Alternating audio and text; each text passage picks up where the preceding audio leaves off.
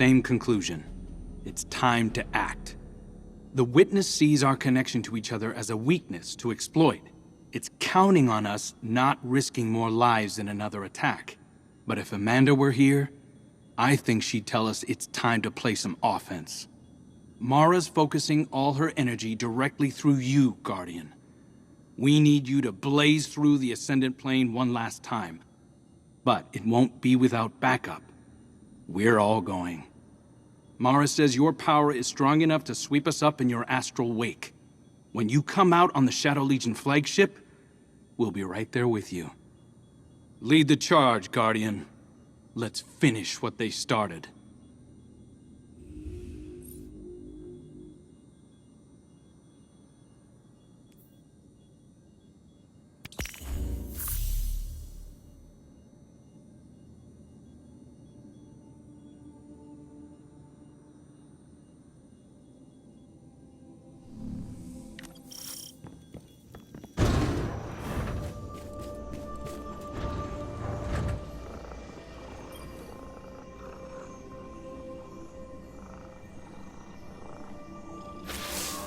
It's hard not to feel that this is my responsibility.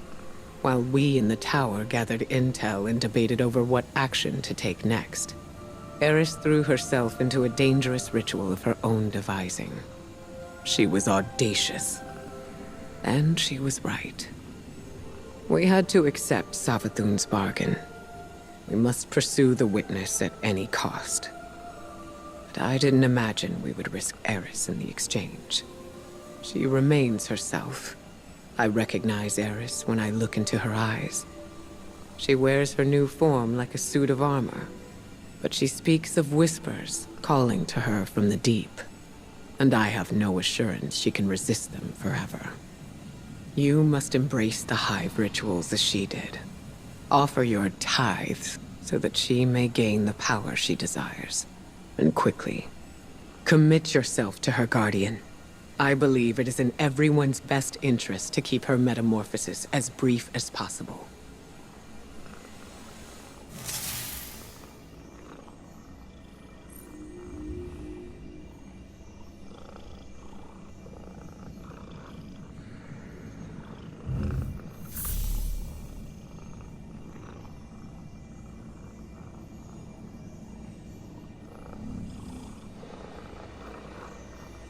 Reveals itself in precise shapes. They follow the same lines and the same means. And yet our rituals still hold many secrets. Cards have scattered in the wake of your oblations. Our bond made manifest. I call them the Deck of Whispers. And they do whisper.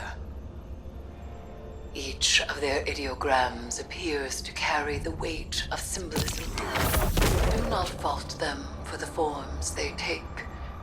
They are reflections of the real, and as opaque as the natures of their referent. We will interpret their configurations, divine their use.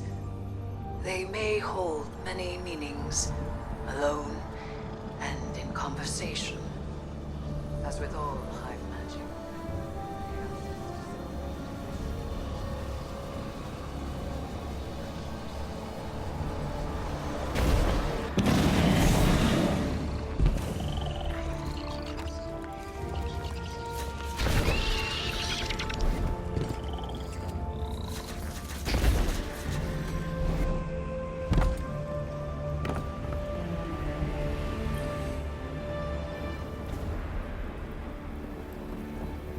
Greetings, Guardian.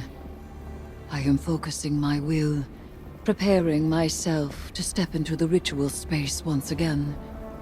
When I first transformed, I thought I might become something greater. Instead, my doubts fell away and I found myself simplified, refined. Though I became Hive, I was more myself. I mentioned that to Ikora and she furrowed her brow. I told her she would have time to worry later. But now, I need tithes. Sword logic may be high philosophy, but your tithes of power are real. and when I absorb them, it feels like hope. Fight in my name, Guardian. Every opponent you defeat strengthens me, from Shax's crucible to Savathun's own throne world. The Hive believe that only the strongest have earned their existence. If a queen cannot hold her power, she must be betrayed. I will not deny them their dogma. I will embody it.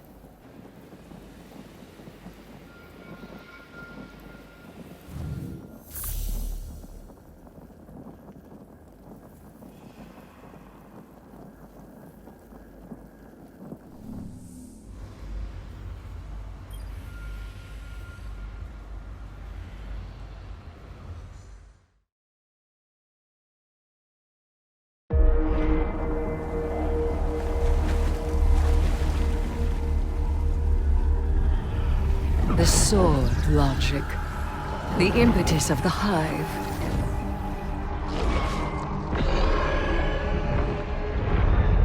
Oryx, the Taken King, brother to Savathun and Xivu Arath, sought whispers from the worms of Fundament and dredged this truth from the deep.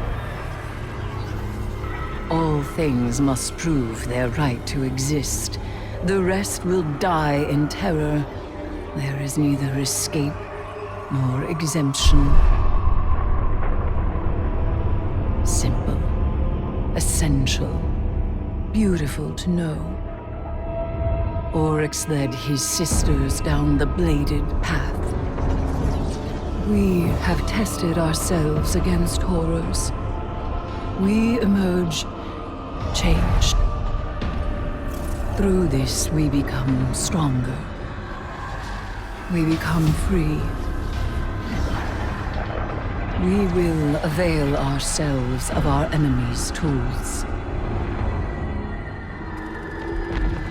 Xivu Arath believes every death proves the sword logic. That she unveils the false shape of the Traveler's lie by her blade. But she needs her truth. She is desperate for its vindication. She wishes for a world without grief, or pity, or doubt.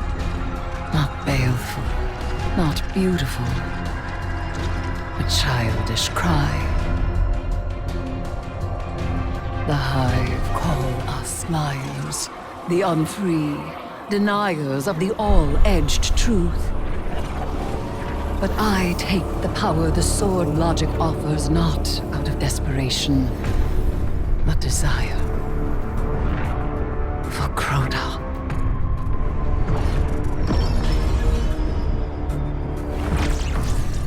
Oryx. I wield their killers as a knife. The Hive know this truth as well as any logic. I am here, and they